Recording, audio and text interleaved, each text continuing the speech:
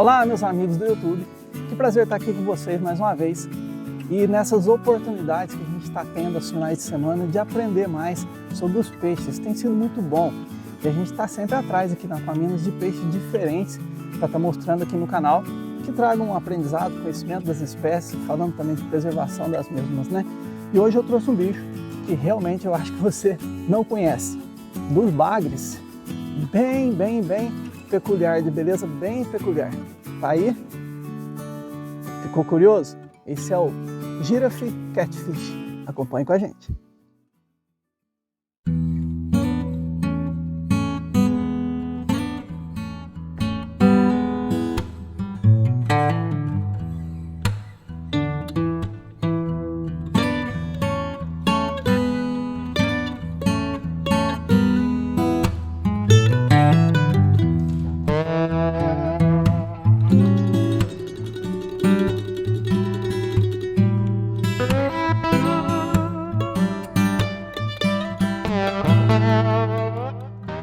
Pois é, pessoal, a gente pegou essa empreitada aí de falar de peixe, de falar de piscicultura e de conhecer a espécie, né? E que tamanho de serviço é esse, né? Nós temos milhares de espécies aí espalhadas pelo mundo todo, o Brasil é riquíssimo em espécies e é bom a gente conhecer. Eu sempre digo que para a gente preservar a gente precisa conhecer, até mesmo para a gente criticar, eu aceito as críticas a quem não gosta de diversas espécies que estão entrando no Brasil, espalhadas pelo mundo, mas para a gente criticar também a gente precisa conhecer. E o objetivo do canal é esse, a gente trazer o que a gente tem acesso, mostrar os peixes e deixar as pessoas dar a opinião delas, né? Nós temos peixes que estão nas nossas pisciculturas, nós temos peixes que estão em rios e nós temos peixes que estão no mundo dos aquaristas, né? O aquarismo, pessoal que gosta do peixe para ter isso dentro de aquário, ter em casa, dentro das suas diversas atividades diferentes, né? Aquários menores, peixes pequenos, mais solitários, aquários grandes, aquários jumbos, onde você coloca espécies que ficam grandes lá dentro. E este Giraffe Catfish, ou peixe girafa, como queiram, é um caso desses, né? Tem sido usado pelo mundo todo aí como um peixe ornamental para aquários, principalmente para aquário jumbo, porque você vê ele é um peixe até bem grande, né? Esse é um animal do continente africano, está presente em grande parte dos rios da África, tanto na parte oriental quanto na parte ocidental, em rios e lagos. Exemplo, Rio Nilo, Rio Congo, entre os diversos lagos gigantes que tem no continente africano, contém muitas espécies diferentes de bagres, e esse aqui que eu trouxe hoje está lá num desses rios, mas quase sempre presente em locais mais rasos, que tem fundo mais lamacento. E isso tem muito a ver com o seu hábito alimentar, que a gente vai falar daqui a pouco. No grande grupo de peixes que são chamados de siluriformes, que são os bagres, conhecidos mais popularmente no Brasil como bagres, peixe de pele lisa, né? Fora daqui são conhecidos como catfish ou como peixes-gato, né? Dentro desse grande grupo, esse aqui se destaca pelo formato diferente da cabeça, né? Uma cabeça que vai ficando mais fina aqui, projetando para a boca, né? Olhando de frente também, ó, como fica fininha a cabeça dele. Então é diferente de, geralmente os bagres têm uma boca mais ampla, grande, mais voltada para frente, esse uma boca mais voltada para baixo aqui. E o nome peixe-girafa não tem a ver, a gente imagina um animal do pescoço longo e tudo, mas por ele ser um peixe, é uma espécie africana, né? Lá eles têm a girafa, o animal girafa mesmo, né? E a comparação aqui tem a ver com a coloração. Se você olhar o tipo de estampa das manchas aí do peixe aí, que é bem bonito, né? Em algumas etapas da vida dele, em fases que eles estão menores ou juvenizinhos, tem uma estampa bastante parecida com a das girafas. Vou botar até essas imagens para você ver como que se parece. Por isso, lá no continente africano, não foi difícil eles assimilarem o nome aí de peixe-girafa, não por conta de formato, mas sim pela coloração do bicho. Existe pouca informação na internet sobre esse peixe. Eu pesquisei bastante sobre esse animal para trazer ele aqui, e a gente acha pouca informação, a gente acha bastante imagem dele dentro de aquário, somente isso, mas tem pouca informação consistente mesmo sobre a espécie. Um dado é que o comprimento máximo dele poderia chegar a 70 centímetros, mas na própria informação que a gente achou, dizia-se que não se conhecia muito bem até que tamanho poderia chegar. Esse que eu trouxe aqui, eu já considero bem grande, talvez 50, quase 60, então, mas eu peguei umas imagens aí de peixes maiores do que esse. Parece que ele vai engrossando, né, vai ficando mais grossão com o passar do tempo.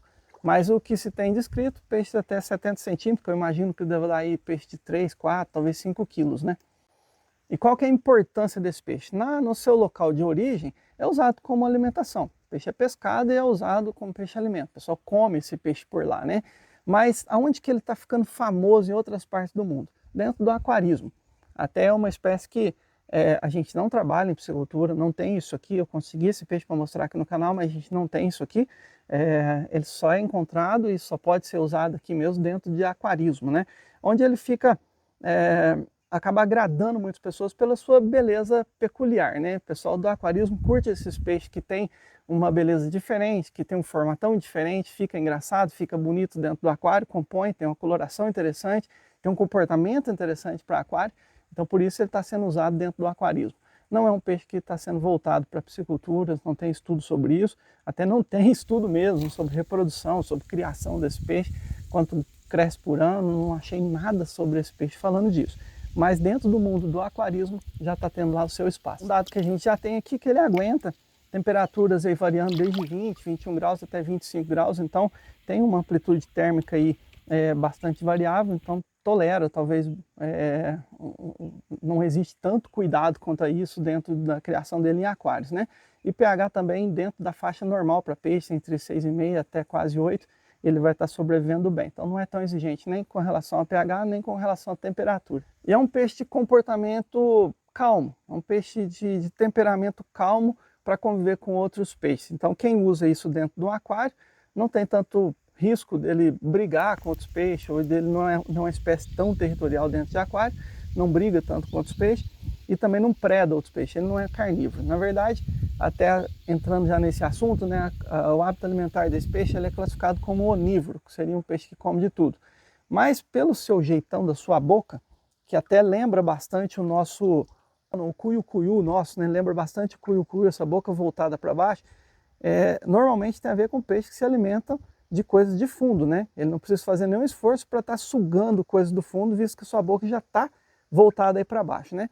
Então, alimentação onívora, mas com certeza, esse peixe aqui, até esse dado eu encontrei, fala dele ser um peixe bastante detritivo. Então vai estar comendo folhas em apodrecimento, semente, frutos, a própria lama ele vai conseguir colocar na boca e depois ele solta essa lama ou sedimento de fundo pelo opérculo e consegue peneirar alguma coisa para comer, como microcrustáceos, pequenos outros animais, pequenos vermes, minhocas, tudo que tiver no fundo, né, nesse ambiente de fundo, que é um ambiente que a gente chama de bentônico, né, organismos bentônicos que estão no fundo, tudo isso é alimento para esse peixe. Então um limpa-fundo, né, um bom limpa-fundo para o ambiente.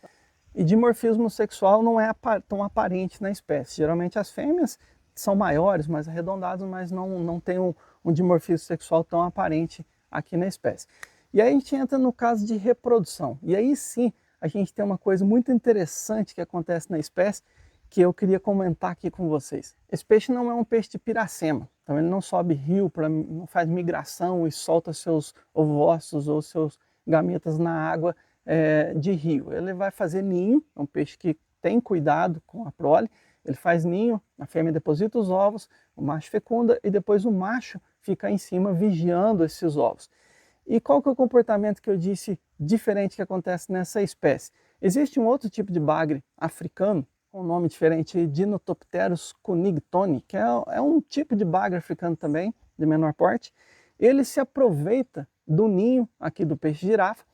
Quando ele faz o ninho, o macho a deposição de ovos, o macho está vigiando, o casalzinho desse outro bagre africano vai lá e deposita seus ovos junto, no mesmo ninho.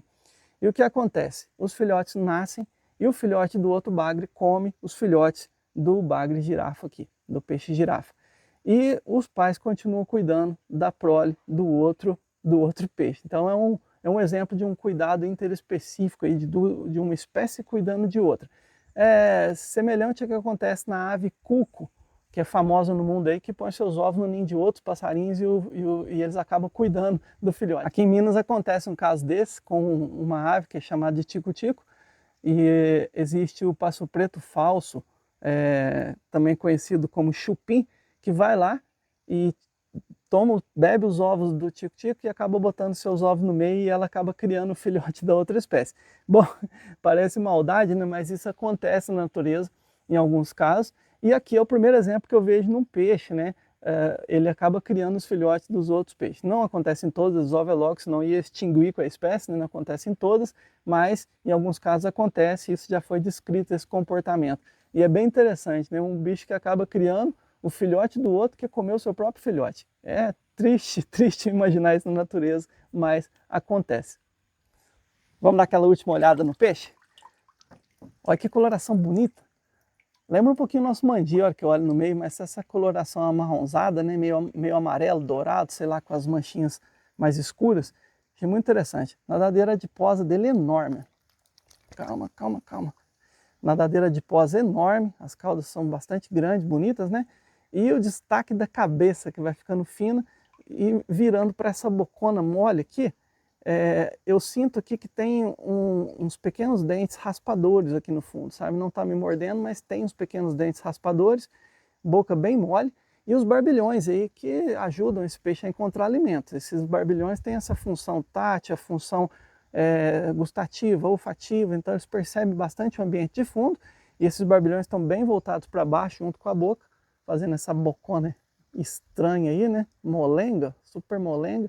Tá até um pouquinho ralado aqui, que foi da rede que acabou pegando ele, mas isso aqui sara, viu, gente? Com o tempo. É um peixão duro na queda. Para facilitar a alimentação do bicho. Tá aí, olha que bichão simpático aí. O peixe girafa, mais um para conta para a gente conhecer aqui no canal da Aquaminas. Seguimos firme por aqui, procurando espécies novas, procurando trazer informação segura para vocês. Fiquem de olho no canal sempre. Se inscreva, dá uma força para a gente também. Isso ajuda muito para a gente criar novos conteúdos e seguir firme nessa empreitada de mostrar várias espécies diferentes e falar de peixe aos finais de semana para vocês, tá bom? Um abraço, foi um prazer estar com vocês mais uma vez aqui no canal da Aquaminas no YouTube.